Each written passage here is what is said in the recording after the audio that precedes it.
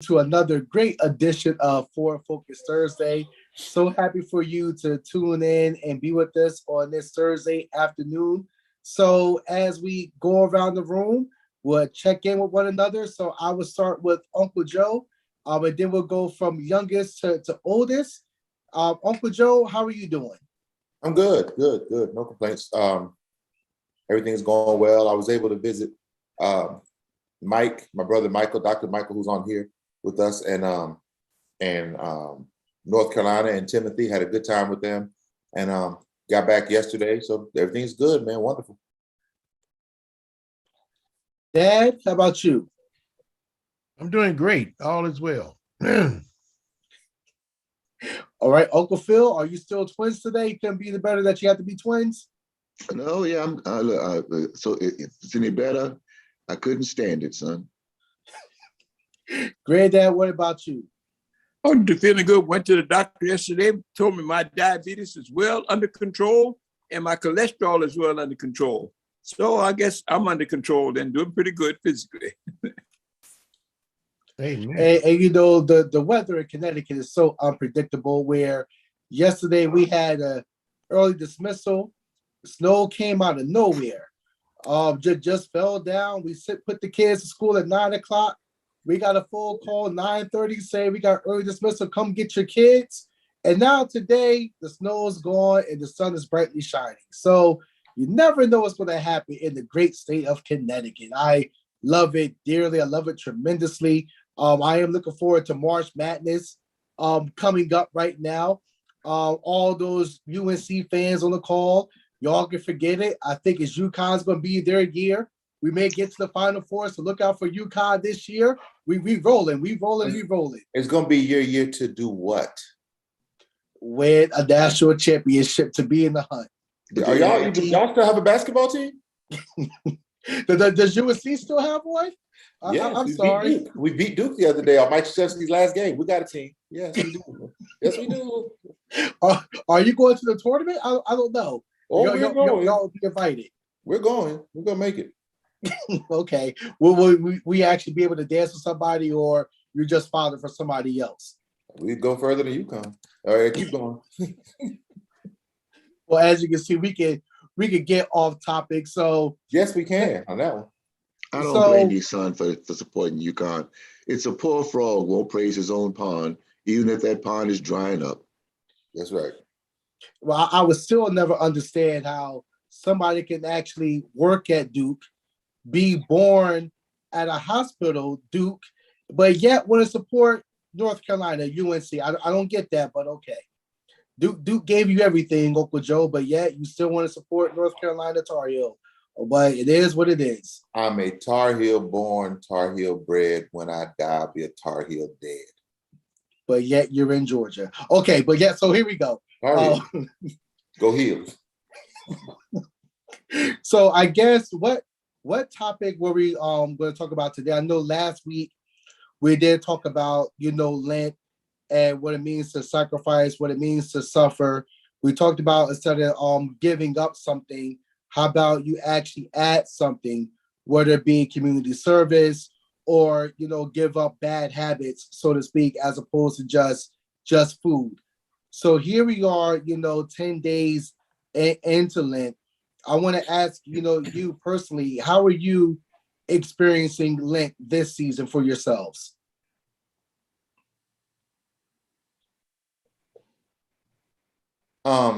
Personally, for me, I don't know, it's kind of weird. We're in Lent, but maybe it's just me, but it just doesn't quite feel like it. I don't know. And maybe it's because we're still kind of in semi-shutdown mode with everything. Things aren't, and maybe they never will be as ramped up as they used to be.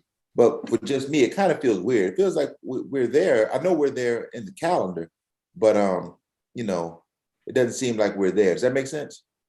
Mm-hmm. That's just me. Anybody else?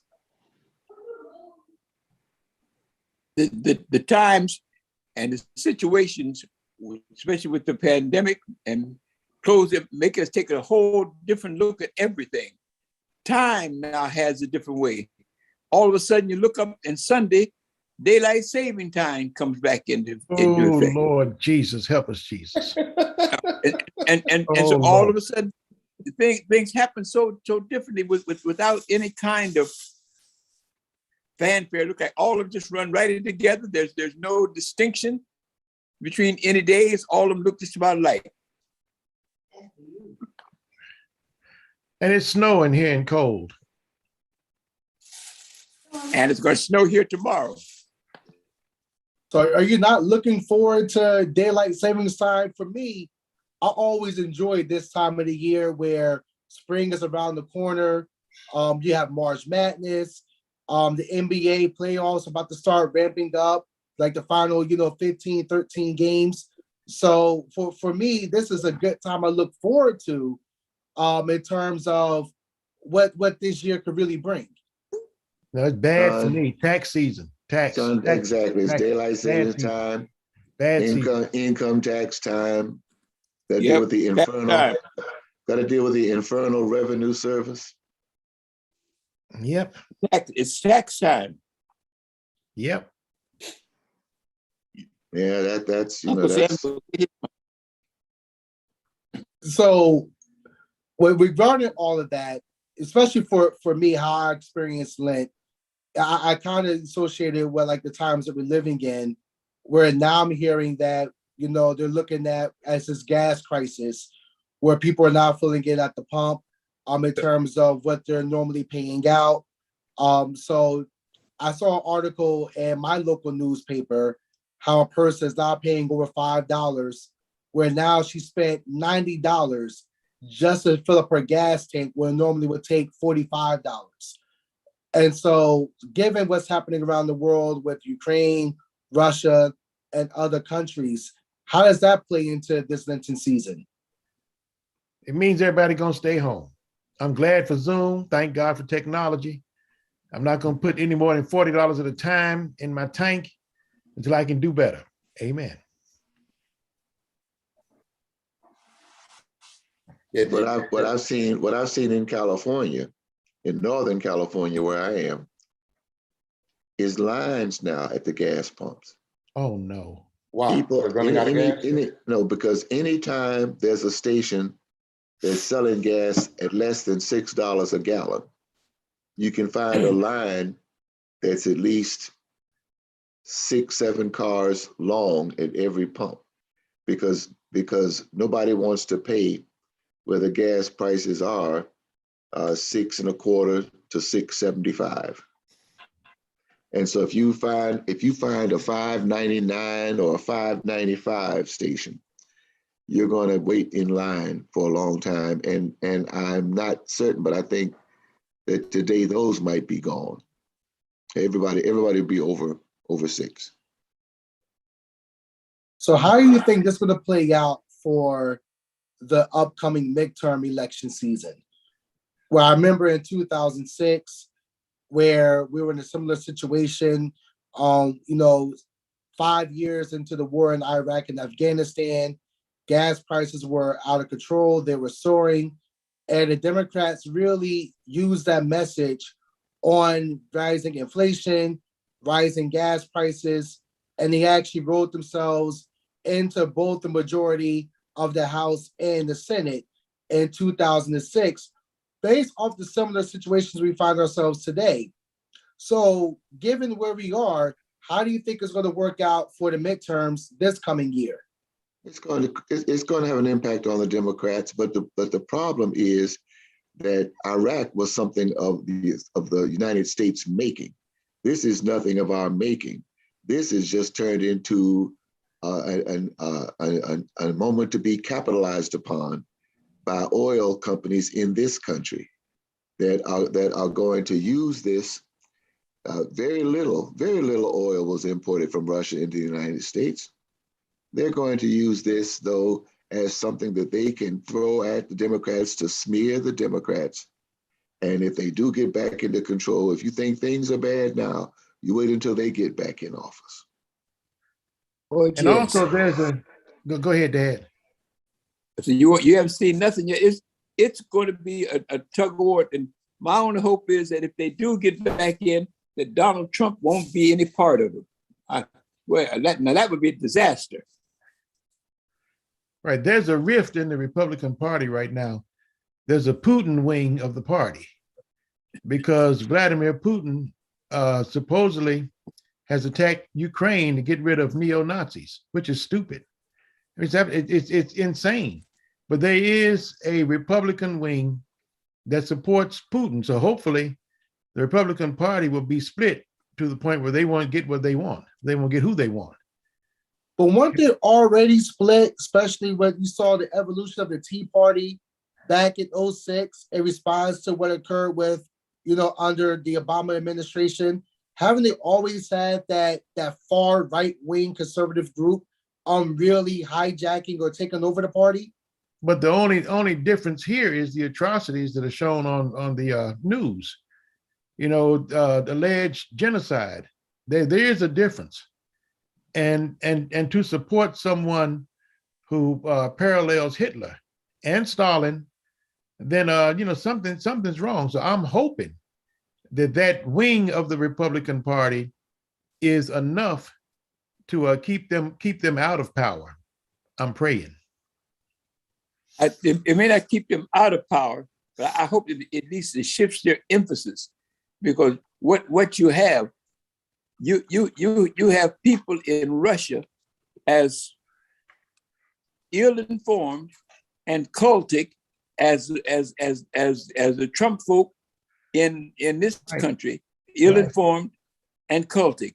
Just like a cult. I don't care what you say, it's a cult. Now, how all of a sudden they come up with all this fraud about elections and all of this, it doesn't, and how 25 to 30% of the people, how are they going to control the whole nation? That's what worries me. I hope that we don't allow 25 or 30% of the folk to control the whole 70% of this nation. Well, and one of the things people have to remember too is, while we talk about the gas prices, even before this administration came in, the gas prices were trending upward anyway. So it's almost like you take over something that was already going in one direction, and then you get blamed for the direction it goes in, and that's not fair, because it was already on an uptick, even back as far as when this administration took over a year ago. Yep.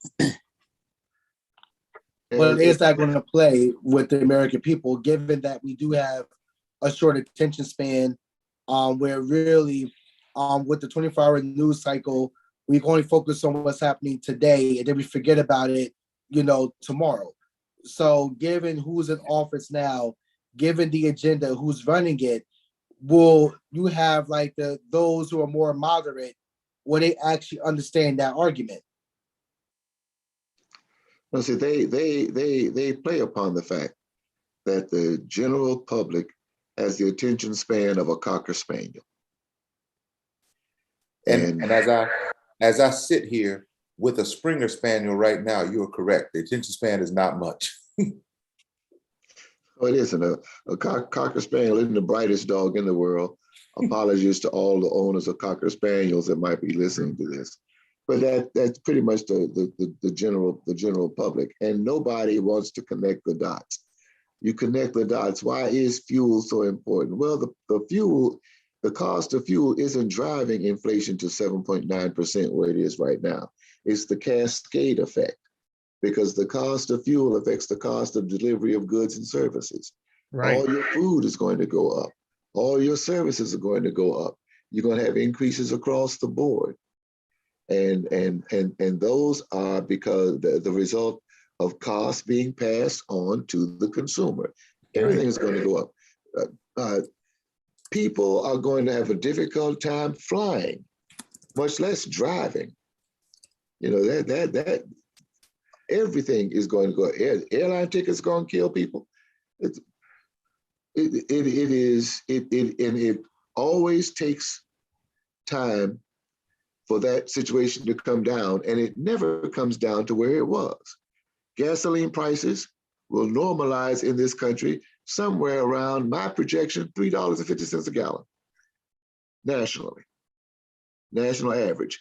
because it will never come back down to levels that it was at prior to this crisis. And so, you know, you watch and see. Well, watch it. It's a creeping thing. It's a creeping sickness. That's So why I'm moving creeping on up so to getting one of those electric cars. I'm getting one soon. I hope. I'm creeping on up to that. It's going to take a radical move to get this country away from fossil fuel and from the people who are determined to gouge on their way out. Fossil fuel is on the way out, but they're going to gouge on their way out. That is true. It's going to take something radical, like just a radical turn to electric cars. well, given that, I believe that Enterprise said they just actually purchased several 100,000 electric cars moving for 2024, where now you do see a push for incentives, tax breaks, you know, to actually purchase the electric. You see more electric stations at grocery stores, at rest areas. So you definitely see that move happening. It was something reminiscent of what President Bush stated in one of his State of the Union addresses, that America is addicted to foreign oil. And he said that in the early 2000s. And I find it, you know, interesting that he made that speech about maybe 16 years ago to this day, but yet here we are, we're still involved in conflicts dealing with oil and foreign oil, to be exact. And that is because this country, America, is addicted to oil, period. Foreign, domestic, they don't care where it comes from. They don't care. And you watch what happens. The best thing about the oil crisis now is it comes on the tail end of winter. If this thing had come in the middle of winter and people's heating costs would go up outrageously, and folk would have to start deciding whether or not they were going to heat their home or drive to work. I mean, it could have been a real mess. So as preachers of the gospel, that each of us have a pulpit, blessed have a pulpit to preach in every Sunday morning, to a congregation that do tune in, whether in person or virtually. What messages are we preaching during this season of Lent, given what's occurring across the country with the backdrop?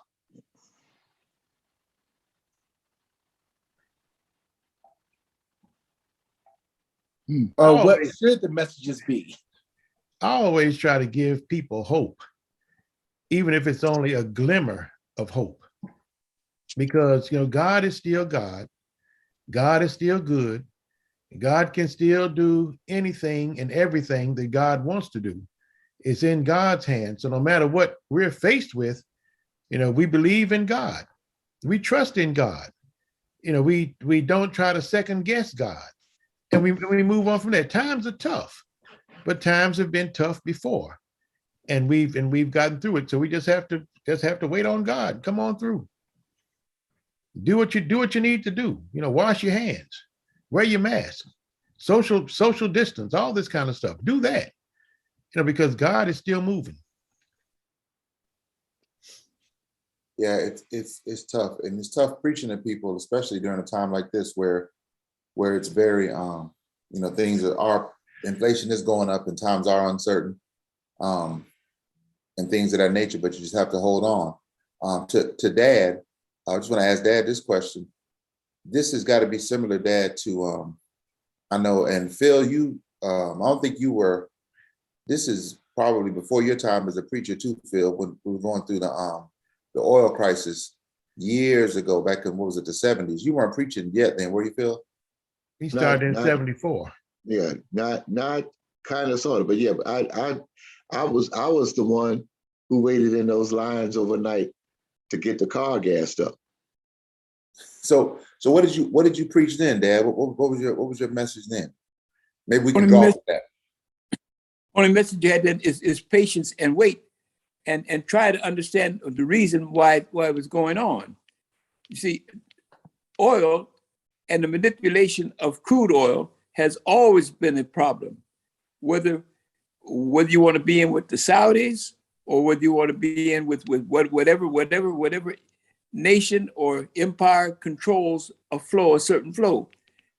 Those who can control the manipulation of the price of crude oil can do much to manipulate and control the total economy for the world, as is happening now.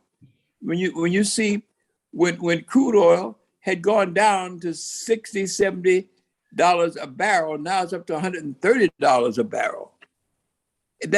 That's a manipulation. They hold back and they keep going. We were then saying we hope that we can get to a government that could get away from allowing manipulation of crude oil to cause so much difficulty. And the difficulty that we saw back then, it lifted the inflationary rise, but the main pain we felt was at the gas pump. And they used that at the gas pump. And our hope was that we could get some way with the government to become responsible and do something to change their policy and their connections with the crude oil giants and the manipulators, so they could come down and give us some hope. And we were looking for the government, hopefully, to do that. And it really So- is sad. It's sad because the United States government, the crude oil companies in this country, they sell oil for the highest bidder. I mean, that's just what they do. They're in the business of making money, not helping us save money, but they're in the business of making money. So we do have oil, but we export oil as well. We do a whole lot of that.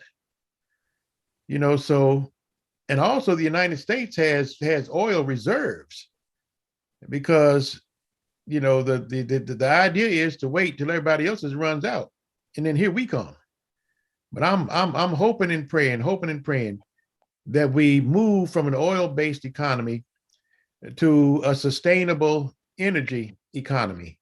And there's going to be a big fight concerning that, because big oil does not want that to happen. They're trying, but at every turn, they're going to try to foul it up somehow. I can see it. So let me ask this question just to pivot a little bit.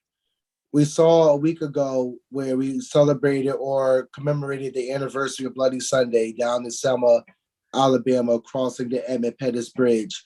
But we also saw the Senate finally pass the Emmett Till Anti-Lynching Act. So I want to ask, are we making racial progress in this country? How do you feel about the Senate finally passing that bill? It's meaningless. You can't legislate behavior and morality. That's right. You can't. That's right. You pass all the laws you want. It's like the laws of Reconstruction. You cannot legislate morality and behavior. That's right. Oppressors are going to be oppressors. They don't care what the law says. They're going to find a way around the law. Right. But Because wasn't that a strategy? Well, see, I remember reading an article, reading a publication by Martin King, Dr. King, and he stated that you can't change hearts, but you could change laws. Where he really believed that changing laws can really help towards, racial progress. So with that, if you can't legislate morality, if you can't legislate character, what can you legislate? What can you change to show that we need to coexist in this world? That's the question that begs an answer. And I don't know if there is one. No, there's not one, and there'll never be one, because the legal system itself is too subjective. I mean, it's all according to how the judge sees the case, and I don't think that's ever going to change unless they go to computers and plug in all the information into a computer and let the computer spit it out. Until that happens, it's not going to change. So, given that the Senate passed the anti-lynching bill, do you think before the midterm elections that we're going to pass the voting rights bill? No. No, but I hope so. But no, they're not. They're not. If you look at the distance between Reconstruction, when the first anti-lynching so-called legislation was passed, and the time that Black people received the full right to vote, you know, that's almost 100 years. Almost 100 years difference. Almost 100 years difference between Reconstruction laws outlawing the abuse of Black people in this country to the time that you had the voting rights legislation passed. Right. Almost 100 years. And here you are in 2022, and you just get around passing an anti-lynching bill. I tell you something else. That was very sad concerning that. White slave owners received reparations. Or slave owners, period, received reparations for the loss of their property. Right, for the loss of property. Right, and Black folk have never received reparations for anything. And that's just wrong. That's just plain wrong. You know, and I really think that's the reason why white folk love dogs so much, because they can own them. You know, you want to really look at how bad the situation of Black folk is in this country. The situation of Black folk in this country is so bad. When the United States government started the forced relocation of American Indians, some of those American Indians were slave owners, and their slaves went with them. That's right. That's right. You So know, here you are, you're an American, you are an indigenous American. That's right. But you are a slave owner, and your enslaved property has to march with you on the Trail of Tears. So if the Indians are walking the Trail of Tears, what kind of trail are we on? Oh my goodness. You know, my wife actually wrote about that in her book. When they moved out west from Georgia to southern Oklahoma, how they actually owned slaves. Yes. And they were actually going with them. But here's the interesting part about her book, and I want to bring this up, that she actually stated that as they were going on the Trail of Tears, as indigenous, people taking enslaved Africans with them, they were singing Christian hymns along the Trail of Tears. So how much of an impact does Christianity have to do with where we are in society? It's a distorted view of Christianity. It's not Christianity. It's distorted. Warped. Tell it, Phil. Very warped. Go ahead, Steve. Very warped. No, but it's a Western European notion of Christianity, which really has nothing much to do with Christianity as it needs to be practiced, as should be practiced. It's ridiculous. And then those same Native Americans that had slaves and went to Oklahoma, they found oil there. But you know what they did? They actually appointed guardians. They had to go into guardianship, because there was too much money involved. And I tell you, it just makes me sick. It just makes me want to go on mute all the time. I need to mute myself. Just mute myself. That's what I need to do. I need to mute myself.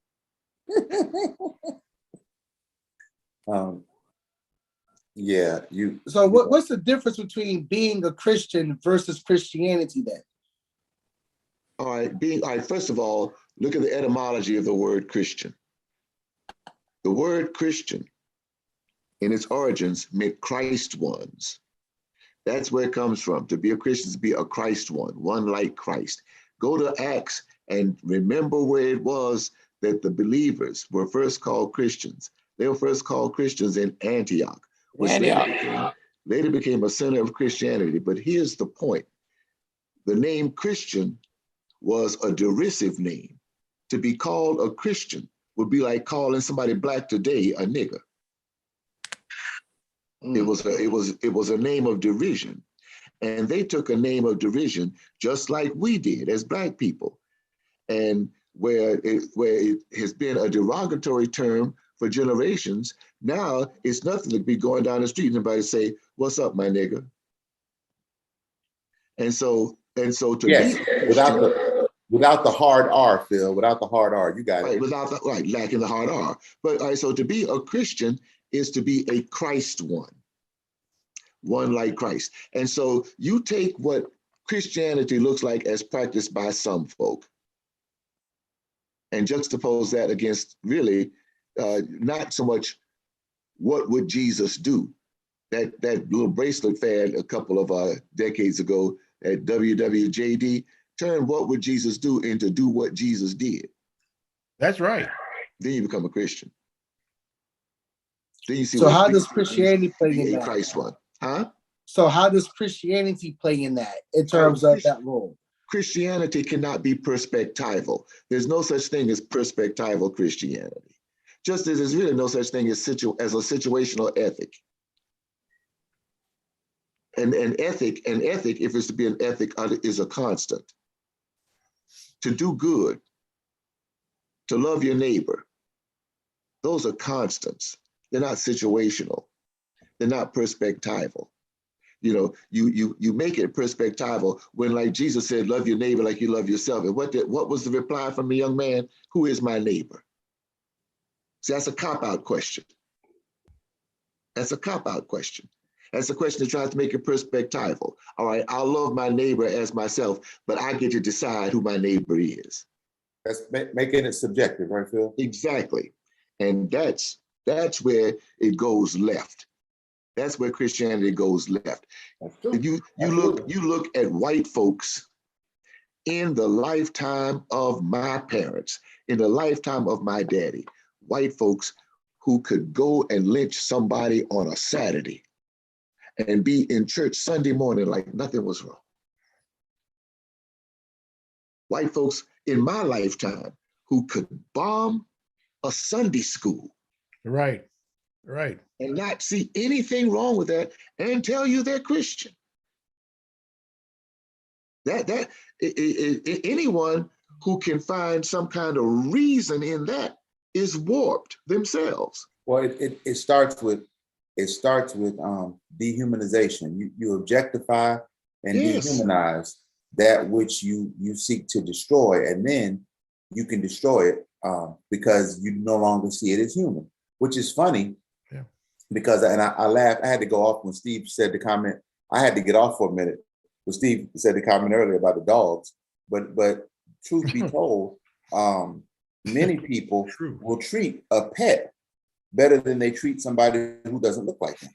Joe, right. I gotta tell you, I saw something on TV the other night. I could not believe what I was seeing. They literally had a tranquilizer for cats. Mm-hmm.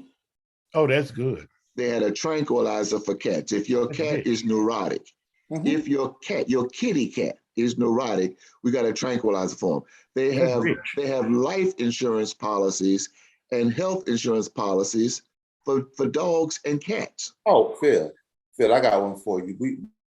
We y'all remember we took a dog in from the pound, and it didn't work out, but we took the dog in. Call her name. Her name was Daisy. Call her name. Daisy. And Uncle Joe, you're freezing now. Yeah, you're freezing, Joe. You're freezing, Joe. Look at it. Steve, let me ask you a question. How many pets would we have had if Daddy had to get health insurance, life insurance, and medicine for their neuroses? How many would we have had? Yeah. The answer is zero. We got pets. They were on their own. They went for it, and they lived a long time. Yeah. Real long time. And did very well without a leash. Yeah. Yeah, very well. We get one, and somebody's dog had a puppy. We get the puppy, and we go at it from there. And daddy really knows how to train dogs. So he knows how to housebreak dogs and everything. Oh yeah, Daddy taught us how to housebreak them. Yeah.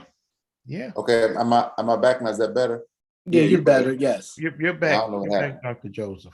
Daisy, Stephen said Daisy did it, but look, but when we got the dog, Phil, what happened was they gave us medicine with Daisy, like anti-anxiety medication. Yeah. And they said you may have to give her this from time to time. And the funny thing was, I said, there's no way in the world, God bless her, that we could have a dog where she was the only one in the house on medication. Nobody else in the house was on medicine but the dog. But that's what happens. Joe Daddy has the medicine, and it's called a rolled up newspaper.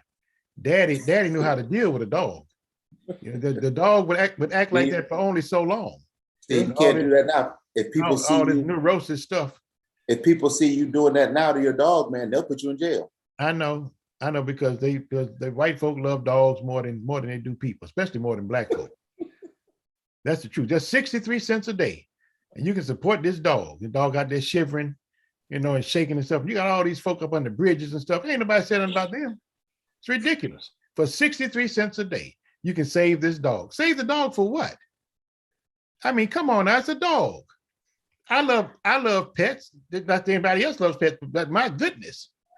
We got all these, we have homeless camps in Kansas City. I mean, homeless camps. If you see the next commercial with Peter, talk about that, you know why. Dad, you about to be their campaign slogan now. Peter's about to get you. I don't care. Because it's true. You got folk who were passed by a homeless person on the street. You know, they ain't got nothing. But then here comes this stray dog. Oh, look at the dog. Oh, we got to take the dog in. Oh, let's feed the dog. I mean, that's ridiculous. And well, anyway, I got to go back to mute, y'all. I'm gone. Well, isn't like one thing about, you know, racial progress? Well, I get this question all the time that where we don't work hard enough to achieve success, where we still have that welfare queen mentality where all we want is unemployment, all we want is welfare. Like, you gotta pull yourself up by your bootstraps, and you know you gotta be able to be independent and build things on your own. And when they look at us, they always see, you know, African Americans as looking or needing a handout. How have we tried to combat that narrative, or is that our narrative to even fight? That is not our narrative to fight. That is somebody's narrative superimposed upon us who's had every privilege and who has benefited from white privilege for generations. And it is patently absurd. It is an argument in which I will not engage because I am a person of moral character and I will not do battle with the unarmed. So that means we will not engage in a battle of wits. But now, here's the thing. At every instance when Black folk have excelled, they've been undermined by the government and everybody else to disperse them. That's what urban renewal was all about. They come right smack dab through the middle of the Black community and just tear things up. They can't stand it because when you put Black people together, they will succeed. They will not only succeed, but they will thrive in their own environment, in our own environment. But then here they come. And we got to make it better. Better for who? What was the gentleman's name? He worked for the Obama administration. He was a regular contributor, I want to say, to CNN, Van Jones. Van Jones received this like what, $100 million, something like that, to actually improve, you know, Black communities. This happened a few years ago. Has anybody heard, you know, what happened with that, or any programs that he supported with that money?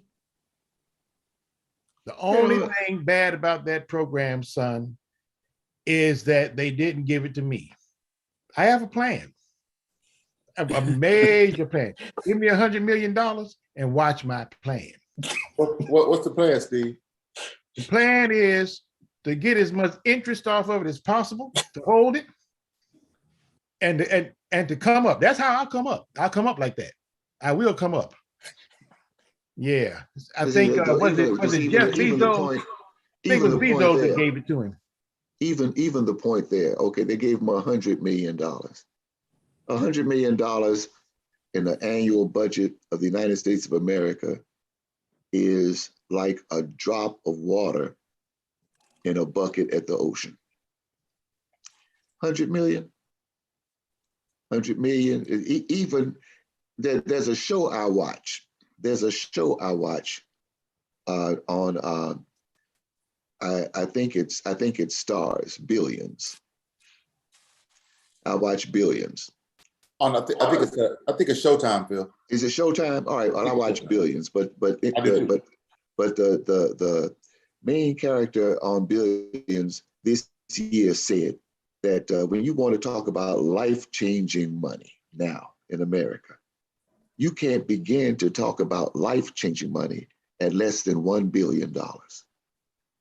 If you want to affect change in any kind of a program in any way in this country, you start at 1 billion. And I remember Drake, the rapper Drake. I know Granddad doesn't like rap. I get it, but I think this is prevalent for this conversation. Drake a few years ago talked about how hard it was to get his first $1 million. And if you were to work hard enough, you could do the same thing. There was a billionaire who responded, if you think getting your first million is hard, try to get your first billion. So it just goes to show that there are levels to this, that we really don't play the game or know how to play the game, where we're thinking one amount is life-changing, but really to really talk about the change Uncle Phil's talking about, it's that $1 billion mark that you need, Right. you know, to actually be successful. If you're serious about trying to change a people's condition and you need the resources to do it, then first of all, you need to know at what level of resources you need to be working with. And you can't take thousandaire thinking into a billionaire atmosphere. And see, we in our churches now, we might have churches. I mean, I'm talking about Black churches, AME churches, where you have 1 or 2 millionaires, but mostly what you have are thousandaires. You know what a thousandaire is? It ain't a millionaire, all right? And it certainly ain't a billionaire. And so, like you said, Steve, there are thresholds at which people think you're talking about a lot of money. In most of our churches, in 2022, I can ask the question, how much money, at what level, what figure, before you think we're talking about serious money? Okay, what's the figure? What's the number? And I contend, in most of our congregations, it's about $5,000. You start talking about amounts larger than $5,000, what to do with it, how to get it, that's where the arguments start. And we may have churches where it's even less than that in 2022. I tell you a very simple 20-second story. When I pastored in Durham, North Carolina, I remember there was a Super Bowl Sunday and a church met, and it was a large white church. And in 30 minutes, they decided on a $14 million addition for their church because they wanted to go home and see the Super Bowl. They did that in 30 minutes, and they financed a $14 million addition on their multi-million-dollar church. And if we had to come before our congregations talking about a $4 million anything, it's a life and death struggle. Who knows how long it's going to go on? You had to call out sandwiches. 14 million. No, I mean, how much you said we argue over? Yeah, no, if we talked about a $4 million, Or Phil, I'm not being. We can talk about a $4,000 addition. It's a life and death struggle, and you got to go in there prepared to do hand-to-hand combat for days on end. And see, there's a difference between being rich and wealthy, being wealthy. You see, when you're rich, you have money. You know, you can do a few things, but when you're wealthy, you can pass that money down from generation to generation to generation to generation. And what's happened across the years is Black folk will get rich. But if you can get rich and go to the casino and get broke, then you're not wealthy. You're just rich. You understand what I'm saying? But Well, you know, that's what back to rappers again, Steve. That's what got Jay-Z into a beef with Hammer, because he said, Jay-Z said, I blew through 40 million, but unlike Hammer, 40 million don't hurt me, because Jay-Z is no longer rich. Jay-Z is now wealthy. Right. There's Well- a difference. There's a Well, difference. the exact line was, I lost 30 million, so I spent another 30 because unlike him, a 30 million can't hurt. There you go. well, see, you know, you all you gotta do is look at the NBA, NFL.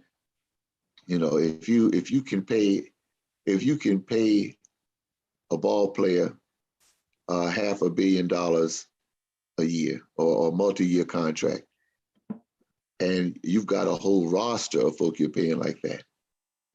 While we focus on how much that player makes, that player is rich, but that owner of that franchise is wealthy. That's I right. always say it's the one who signs your checks. Look at the name who signs your checks. You know, makes all the difference in the world. That's why, you know, for us, what I do appreciate Michael Jordan, LeBron James, Dwayne Wade, they understand it was about just playing the game, but how can you become an owner? Actually be an owner of a team.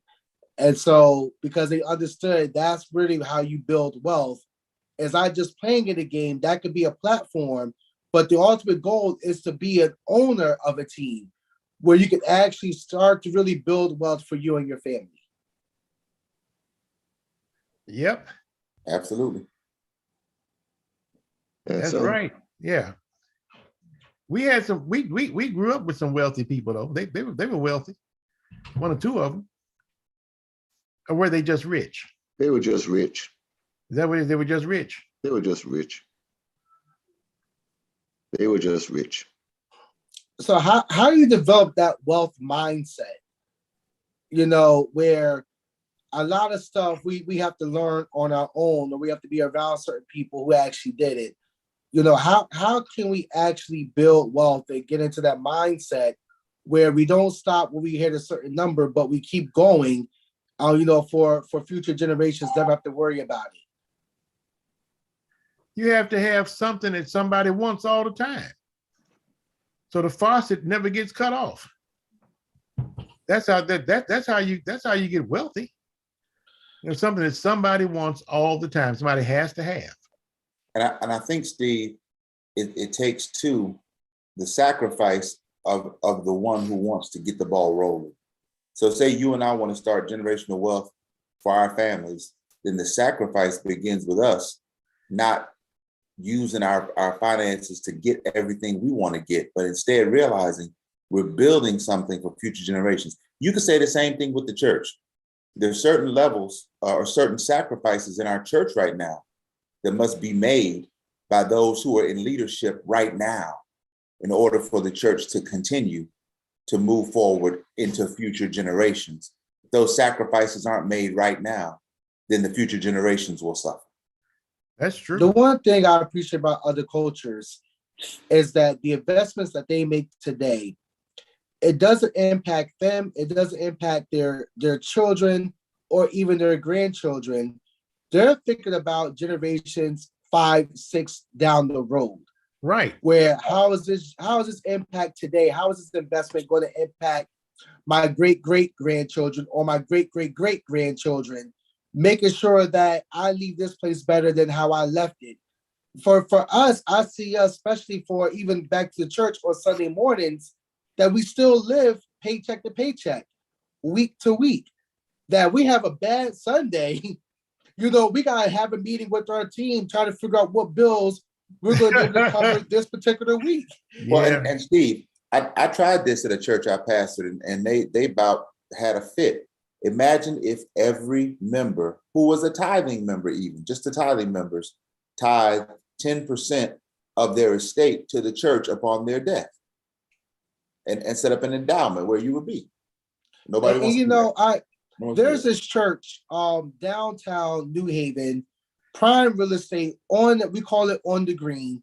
It's like 3 churches on this particular street, on this particular row, right in the heart downtown, cross street from City Hall. Beautiful sanctuary, beautiful edifice. They have no more than 15 members in that church. And I talked to the pastors and I said, how is it that y'all able to survive given your current membership role and where you are to keep this place afloat? They said, Reverend, we have over $2 million in the endowment.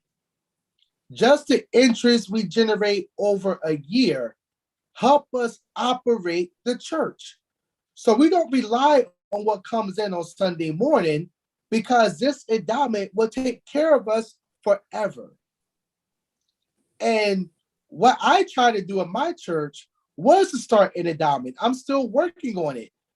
To even start the endowment here in New Haven is very cheap, only $5,000. To Uncle Phil's point, it's been trying to do this for the last 6 years, trying to actually get this money for this endowment, but yet it's still having a hard time convincing the people this is what we need to do. But yet I find it ironic that when you go to other sororities and fraternities, they already have their endowment set up. They already have other organizations, tribal organizations, they have their endowments. Why is it that we could do it in the secular world or in our secular experience, but we can't bring that experience inside the church and have that same current business model? Son, even if we did, it would evaporate like a drop of water in 110-degree weather. You talk about that kind of money? Why, Steve? You think it won't get legs and move away and run away? That kind of money grows legs, son. Well, and I think that's the hesitancy to doing that, Steve, is that people think for some reason there's this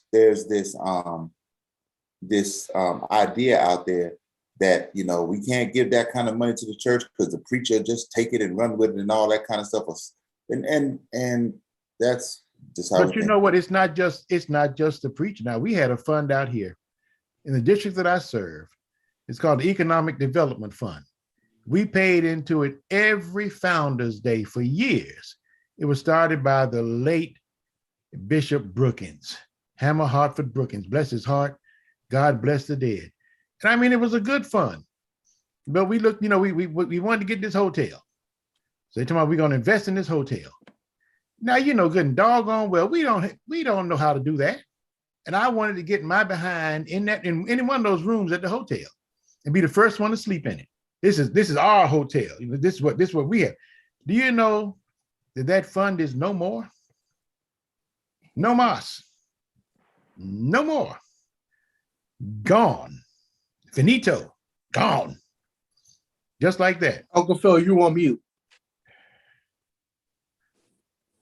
Maybe he wants to be on mute. No. It's 3 words. It's 3 words, Steve, that addresses the whole problem with endowment creation.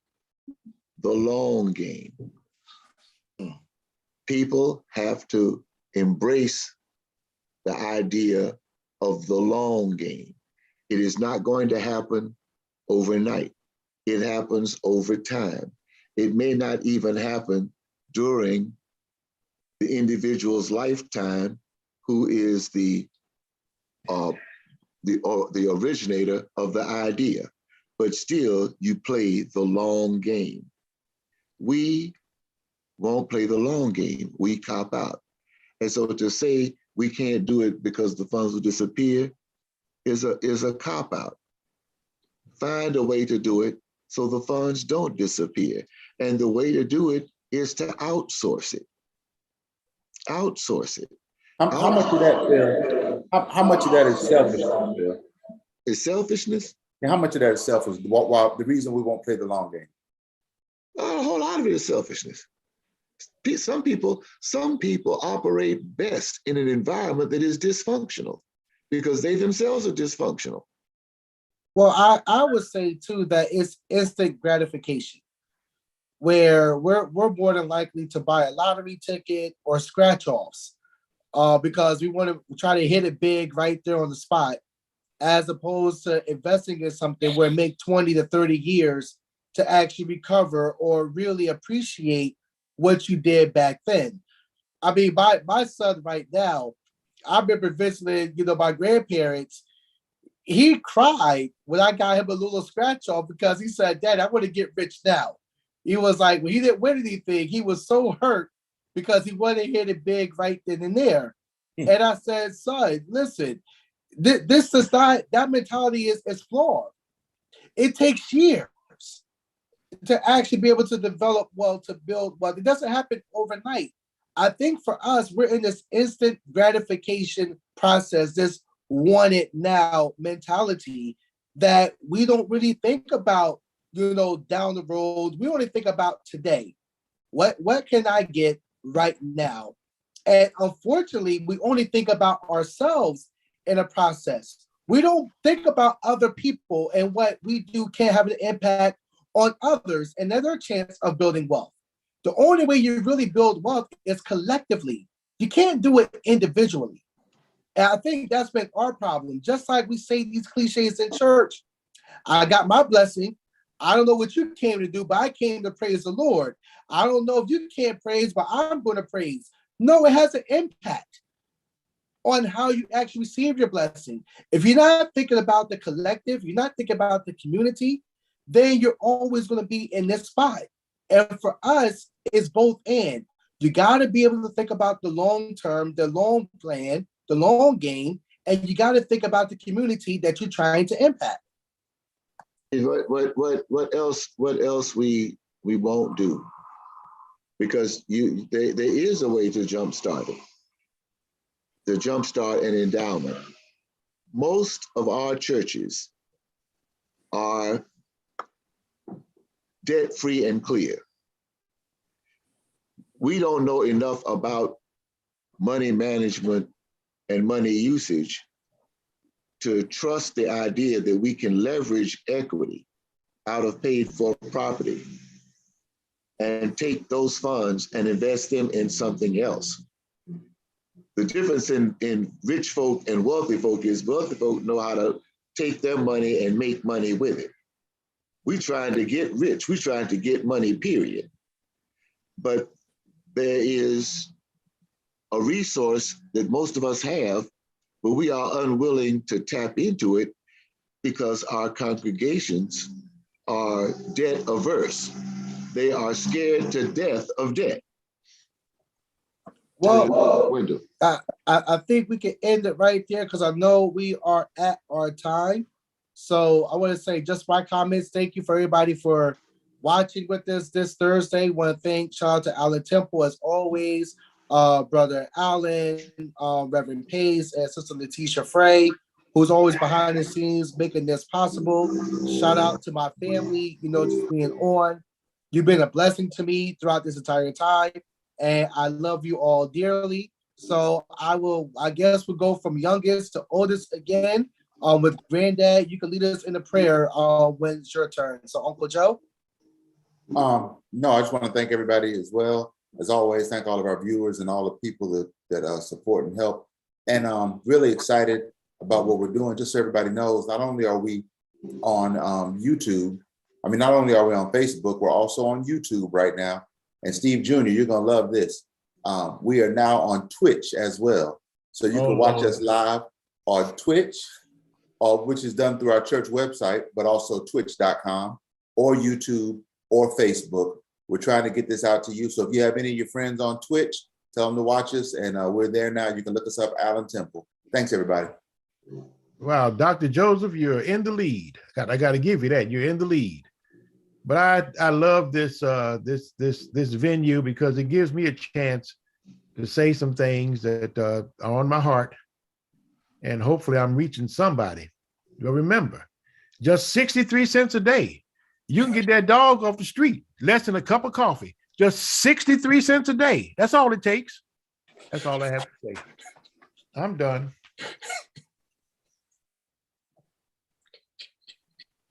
Uncle Phil. I'm just happy to be here. I want to thank Alan Temple, thank Brother Pace, Reverend Pace, Brother Lavender, Sister Letitia Frey, and the Reverend Dr. Joseph Nathaniel Cousin Sr. This is a wonderful forum to freestyle and ideas and just go where the stream of consciousness flow will take us. Amen.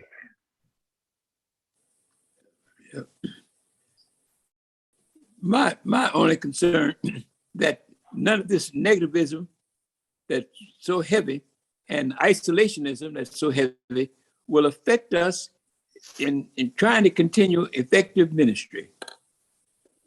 It is difficult when what you have known historically as the way ministry has been performed now look like a new playbook has come into effect.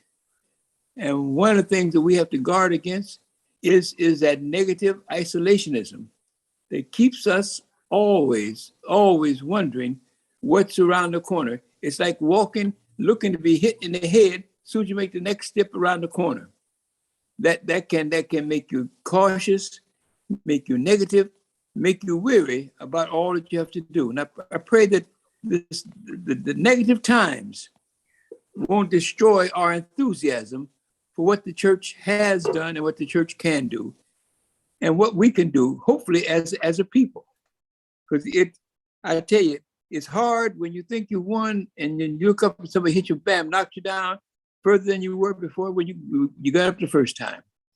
So I just pray that we just don't let the new surge of interpretation of Christianity and the faith by the white evangelical, white supremacists who think that they have Christianity and religion locked up.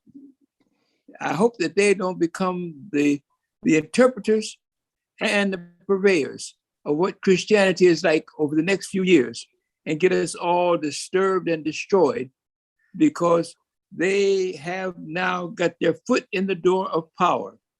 And power, once you get your foot in the door of power, it can be a dangerous thing because the things that you've been trying to do and could not do, when you find you can do it with approval by the highest of powers in the nation, it makes it awfully hard for those of us who are struggling to compete. But I hope we don't lose enthusiasm. Don't let these negative times get us down. Don't let all the difficulties that we face around us nationally, internationally, cause us to forget that we still got a struggle to go. We still have a difficult struggle in which to lift ourselves out of apathy.